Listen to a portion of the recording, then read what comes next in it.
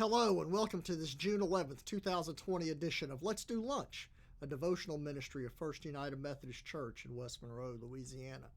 Thank you for taking time to join us today. I'm Lamar Oliver, pastor of First United Methodist Church. Our hope and prayer is that these few minutes of coming up for air, no matter where you are, no matter your circumstance, will bless you and renew your spirit. I don't know about you, but I'd give anything to have a chance to redo or to retract it or atone for more than a few things I've done over the years.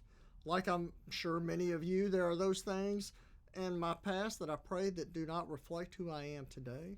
And with the benefit of hindsight, I'm horrified or mortified to the point that I hope any others who may have been involved in those moments have forgotten it. From the very beginning, God has made it quite clear what is expected of humanity. Although the specifics of expected implementation varied over the years, we have known what is required of us is complete devotion and obedience to the one who has created us, redeemed us, and who sustains us. And yet we can easily slip into this idea that if we only do X, it will make up for Y.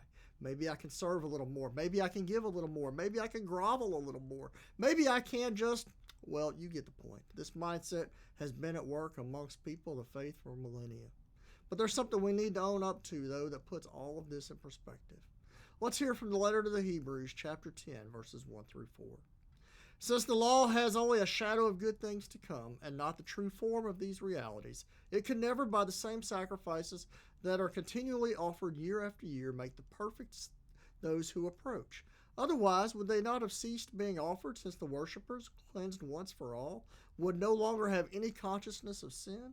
But in these sacrifices there is a reminder of sin year after year, for it is impossible for the blood of bulls and goats to take away sins. May God add divine blessing to the reading and hearing of this sacred word. We could spend a great deal of time breaking down that whole passage, but I want to laser focus on that last verse. For it is impossible for the blood of bulls and goats to take away sins. Leading up to verse 4, our writer recounts the history of offering sacrifices to God for the atonement of sin and the futility thereof, because there is no way for any of our offerings to take it all away once and for all. And yet, as you and I know, way too often we, or people we know, try our best to make up for it ourselves.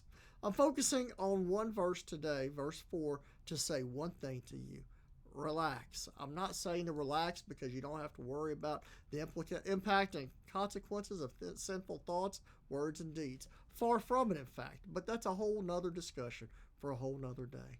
No, my friends, today I simply want you to relax, because there's no sacrifice you can make to make things right with God once and for all. So quit trying.